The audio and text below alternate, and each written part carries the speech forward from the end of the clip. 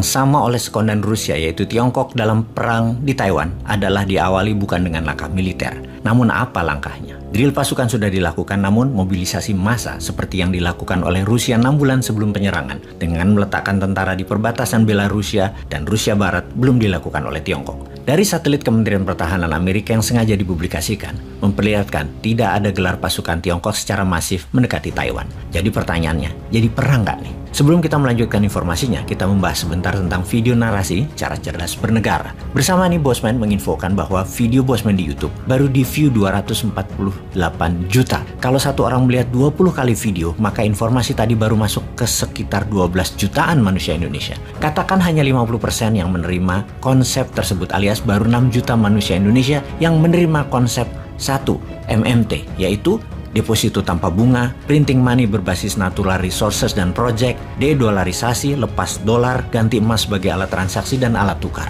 2. Membangun bursa tanah jarang, membangun bursa precious group metal, membangun bursa komoditas strategis nasional. 3. Pengurangan jumlah kementerian hingga 30%. Pengurangan pekerjaan PNS di level 3 lapis terbawah, gunakan pegawai kontrakan yang tidak lebih 3 kali 3 tahun, alias hanya 9 tahun saja bekerjanya. 4. Pemindahan ibu kota tidak dilanjutkan, namun pemindahan pusat pemerintahan jadi dilaksanakan, dimulai dengan digitalisasi data dan menjadikan pusat pemerintahan pindah ke area reklamasi di pantai utara Jakarta yang sekitar 5.000 hektaran tersebut. Indonesia akan menjadi the first digital capital in the world. IKN tetap dibangun, namun jadi kawasan ekonomi khusus bebas pajak 25 tahun untuk high technology, pendidikan, kesehatan, serta pusat ekonomi manufaktur dan heavy industry termasuk perkapalan. 5. SMA-nya 2 tahun, 1 tahun wajib militer.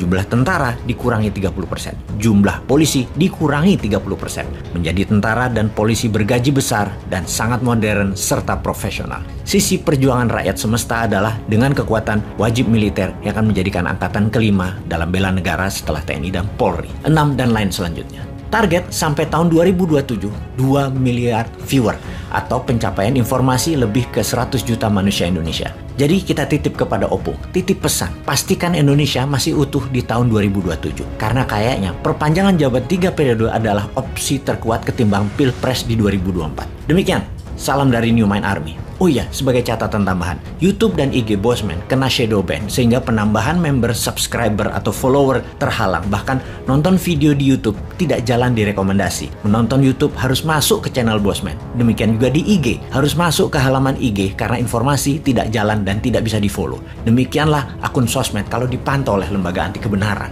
Kita tahu ada satu hal, ada quote Sontoloyo, kebenaran yang terbenar tidak perlu dibela karena kebenaran hakiki membela dirinya sendiri. Sahabat, kita kembali ke topik. Tiongkok melakukan penembakan rudal balistik. Peluru kendali balistik adalah peluru kendali jarak jauh, bahkan bisa sampai 1000 km. Sementara jarak Taiwan dari daratan Tiongkok hanya 170-an kilometer. Lebar selat tersebut sangat dekat. Tiongkok terus menghukum Taiwan dengan mengganggu keamanan dan kenyamanan Taiwan. Ada 6 titik lokasi militer Tiongkok mengelilingi wilayah Taiwan sebagai sasaran tembak. Kemarin, dari Navy Ship Tiongkok, beberapa misil dilepaskan sengaja ditembakkan melewati Taiwan dari selat Taiwan ke arah zona ekonomi eksklusif milik Jepang, bahkan melewati Taiwan. Belasan bahkan puluhan misil sudah ditembakkan ke udara melewati pulau Taiwan. Juga 2 kali rudal balistik yang besar dari daratan melewati wilayah Taiwan mendarat sampai zona ekonomi eksklusifnya Jepang. Sebuah uji nyali yang berani Tiongkok lakukan.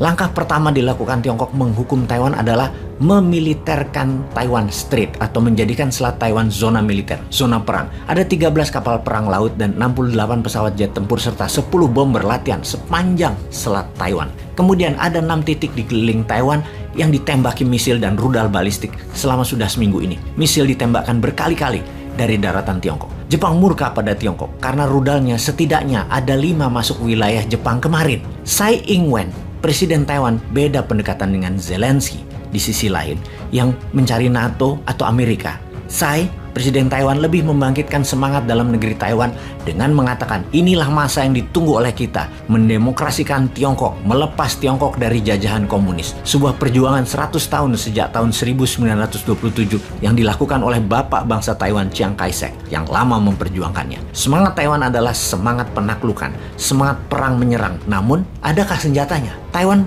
punya apa sebagai senjata perang ofensif? Saat ini Taiwan memilih tidak provokatif.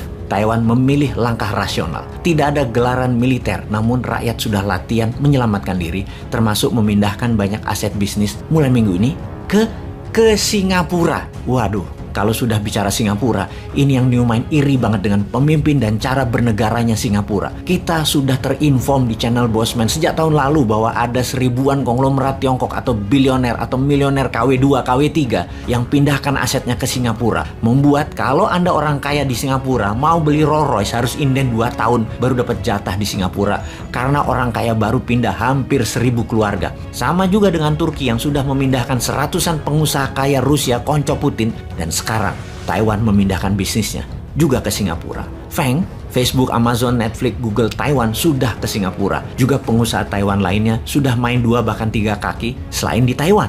Karena itu fokus utama Taiwan saat ini. Tiongkok bagaimana? Tiongkok melakukan sanksi ekonomi kepada Amerika. Ini tindakan baru yang belum pernah ada negara yang berani melakukan tindakan memberikan Amerika sanksi. Tiongkok tidak mau bicara tentang HAM. Tiongkok tidak mau bicara tentang perubahan iklim. Tiongkok tidak ada lagi maritim agreement dengan Amerika. Dan Tiongkok menunda diskusi isu-isu penting dunia dan isu penting bilateral Amerika-Tiongkok. Seperti kejahatan internasional 2 negara, narkotik dan obat-obatan terlarang yang menjadikan senjata Tiongkok ke Amerika, yang Amerika ajak diskusi Tiongkok tentang hal itu. Semua ditunda. Intinya Tiongkok tidak mau lagi kerjasama dengan Amerika untuk hal-hal tersebut. Beijing menyetop semua dialog dengan Washington DC. Efeknya, perusahaan Amerika meradang pada Biden. Apple yang akan mengeluarkan seri 14 menjadi tertunda rencananya Oktober ini masuk Tiongkok. Tiongkok tolak karena pakai chipsnya Taiwan itu Apple.